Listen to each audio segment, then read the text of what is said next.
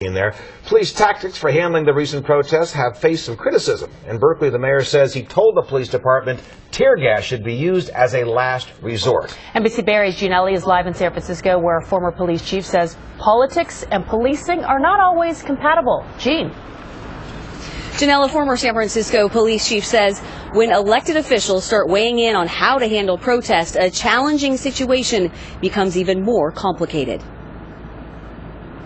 During my tenure, we had quite a few demonstrations. Former San Francisco Police Chief Tony Ribera has experience policing protests.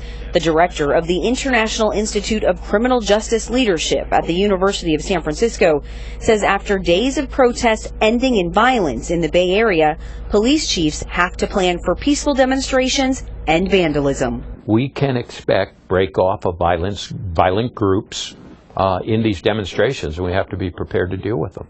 In Berkeley over the weekend, police fired tear gas at protesters after some people broke windows and damaged police cars. The tear gas was also used to encourage protesters to leave a freeway. At City Hall today, Mayor Tom Bates says while he supports the department, he directed them not to use tear gas unless the circumstances are extreme. Obviously, we don't want to see the police overreact, but they have to. Our police are trained to use the significant amount of force for the situation. Ribera says critiques or requests from City Hall can make a tough job even more difficult, especially when the chief is appointed by city leaders. It undermines the chief of police in terms of his or her ability to do their job, and it also undermines the chief of police with the officers of the department. In the face of violence and concerns for public and officer safety, Ribera says being politically correct should not be part of the planning.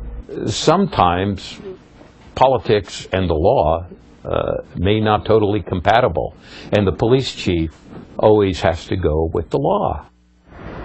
Now, Ribera says as police and protesters continue to clash, police tactics will continue to be debated. Now, just a quick update on the situation here at the Hall of Justice. It appears whatever situation SFPD was planning to respond to, their help is no longer needed as the officers have dispersed. Reporting live in San Francisco, Jean Ellie, NBC Bay Area News.